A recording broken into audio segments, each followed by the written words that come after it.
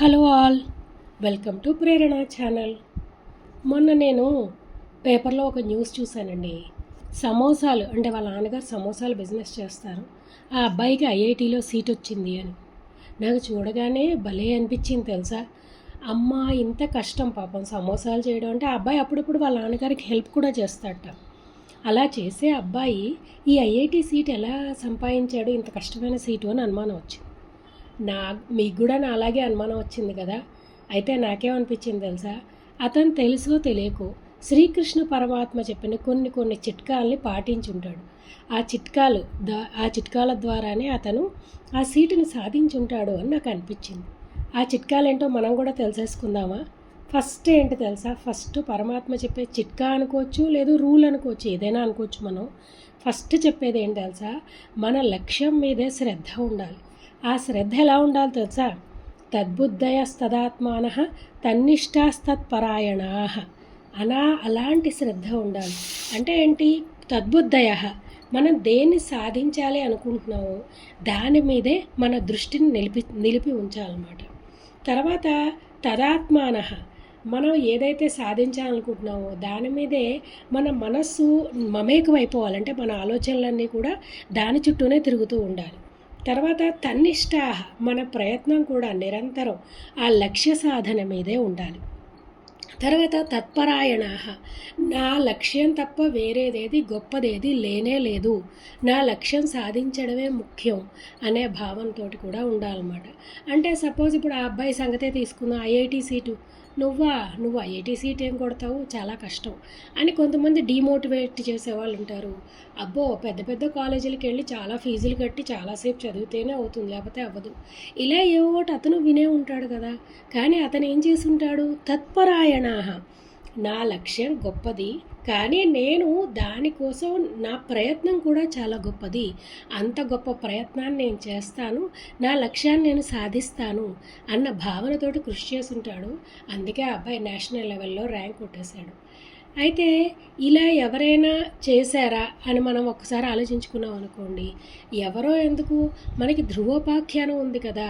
5 ఏళ్లకే ఆ అబ్బాయి అంత పెద్ద లక్ష్యం అంటే ఏంటి, శ్రీ మహావిష్ణువుడు ప్రసన్నం చేసుకోవడం అనే లక్ష్యాన్ని సాధించాడా లేదా. ఇది ఎలా చేశాడు ఆ అబ్బాయి, ఫస్ట్ ధ్రువుడి కదా మీకు అందరికీ తెలిసిందే కదా. ఆ అబ్బాయి ఒళ్ళో కూర్చునేటప్పటికి వాళ్ళ పిన్ వచ్చి ఏమంటుందండి, మీ నాన్నగారు ఒళ్ళో కూర్చుందికి ఇది నీకు ప్లేస్ కాదు, మీ తమ్ముడిది, నువ్వు వెళ్ళి కావాలంటే మహావిష్ణువుని ప్రసన్నం చేసుకో, ఆయన ఒళ్ళో కూర్చో అని చెప్తే ఈ అబ్బాయి ఆ మాటల్ని సీరియస్గానే తీసుకుంటాడనమాట. అంటే ఆ అబ్బాయికి వచ్చింది ఏంటి, నేను మహావిష్ణువుని ఎలా అయినా ప్రసన్నం చేసుకోవాలి అనే బుద్ధి వచ్చింది. అంటే దీన్నే తద్బుద్ధయ అంటారు. సరే ఆ ఆలోచన వచ్చింది, వెంటనే అడవికి బయలుదేరాడు తపస్సు చేయడానికి. మధ్యలో నారద మహర్షి కనబడతారనమాట. కనబడి ఎక్కడికి వెళ్తున్నావు నువ్వు అంటారు. ఇలాగా నేను ఈ మహావిష్ణువుని ప్రసన్నం చేసుకుందుకు వెళ్తున్నా, తపస్సు చేయడానికి వెళ్తున్నాను అంటారు.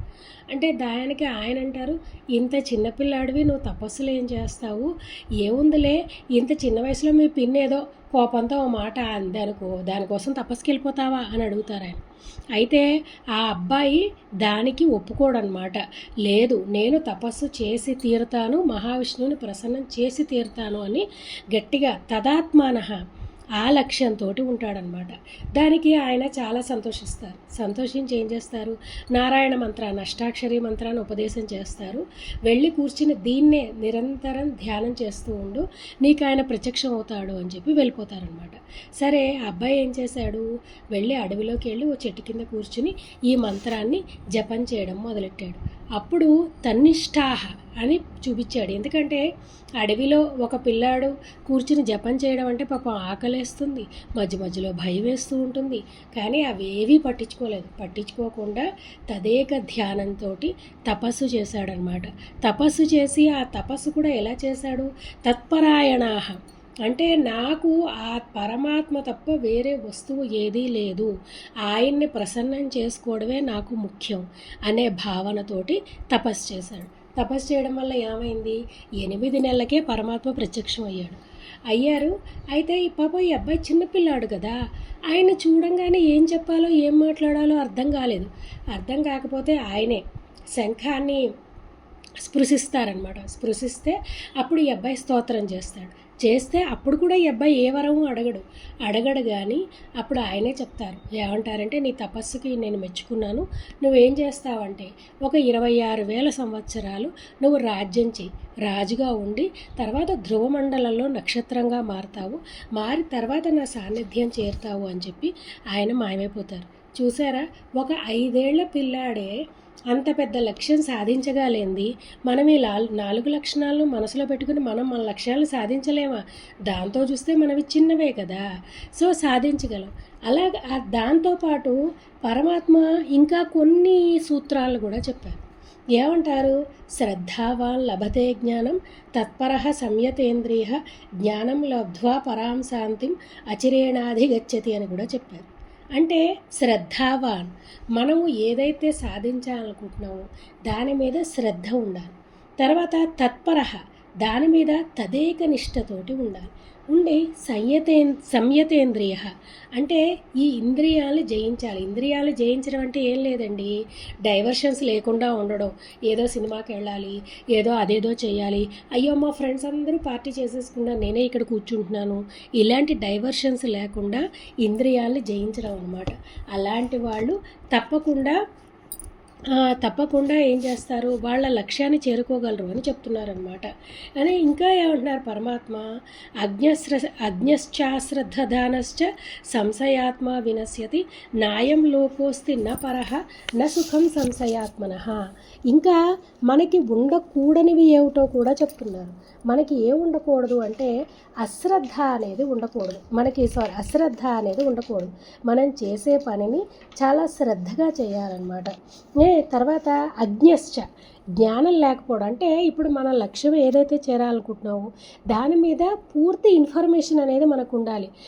ఇంతసేపు చదవాలి, ఈ టాపిక్స్ అన్నీ కవర్ చేయాలి, ఎగ్జామ్కి ముందు మనం ఇలా ప్రిపేర్ అవ్వాలి, మాక్ టెస్ట్లు రాయడంలో 3 అవర్స్లో మనం ఇలా టార్గెట్ పూర్తి చేయాలి అని పూర్తిగా జ్ఞానాన్ని కూడా కలిగి ఉండాలి. మళ్ళీ సంశయాత్మ, మనకి అనుమానాలు అనేవి ఉండకూడదు. అంటే అమ్మో నేను చేయగలుగుతానో లేదో, అసలు ఇది అయ్యే పనేనా, నా వల్ల అవుతుందా, ఇలాంటి అనుమానాలు కూడా ఉండకూడదన్నమాట. సో మనం చేసే పని శ్రద్ధతో చేయాలి, దాని మీద పూర్తి ఇన్ఫర్మేషన్ని గ్యాదర్ చేసుకొని చేయాలి. అలాగే ఎటువంటి అనుమానాలు ఉండకుండా అలా చేస్తే కనుక తప్పకుండా మనం అనుకున్న లక్ష్యాన్ని సాధిస్తాం. సరే, ఇందాక ఇంకోటి చెప్పే కదా, ఇంద్రియాలను జయించడం, డైవర్షన్స్ లేకుండా ఉండడం. డైవర్షన్స్ లేకుండా ఉండడానికి కూడా పరమాత్మ ఒక భలే మంచి చిట్కా చెప్పారు తెలుసా. ఏదంటదంటే, యదా సంహరతే చాయం కూర్మోంగానీవ సర్వసః ఇంద్రియాణింద్రియార్థేభ్యః తస్య ప్రజ్ఞా ప్రతిష్ఠిత అని కూడా చెప్పారు. అంటే ఏంటి?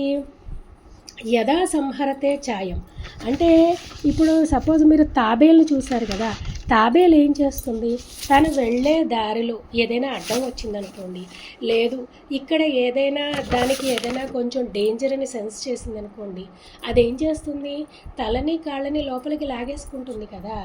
అలాగే మనం కూడా శ్రద్ధగా కూర్చొని చదువుకున్నాం, ఇలాగో ఏ ఫ్రెండ్ వచ్చి అబ్బా ఏం చదువుకుంటావులే కాసేపు వీడియో గేమ్స్ ఆడుతుందా అని అడిగారనుకోండి, అలా ఏదైనా వచ్చినా కానీ మనం వెళ్ళకుండా ఏం చేయాలి, వాటన్నిటి నుంచి పక్కకి వెళ్ళిపోవాలి. అంటే కట్ చేసుకోవాలి. అమ్మో నేను నా లక్ష్యం సాధించడమే ముఖ్యం, ఇవన్నీ తర్వాత నేను చూస్తాను అని చెప్పి ఏం చేయాలి, మన లక్ష్యం మీద దృష్టి పెట్టాలన్నమాట. అలా చేస్తే కనుక అప్పుడేమవుతుంది, వాళ్ళ యొక్క తస్య ప్రజ్ఞ ప్రతిష్ఠిత, వాళ్ళ బుద్ధి స్థిరంగా ఉంటుంది అని చెప్పారు. సో ఇవండి లక్ష్య సాధనకి పరమాత్మ చెప్పిన కొన్ని చిట్కాలు అన్నమాట. ఈ చిట్కాలు మీకు ఉపయోగంగా ఉంటాయని నేను అనుకుంటున్నాను.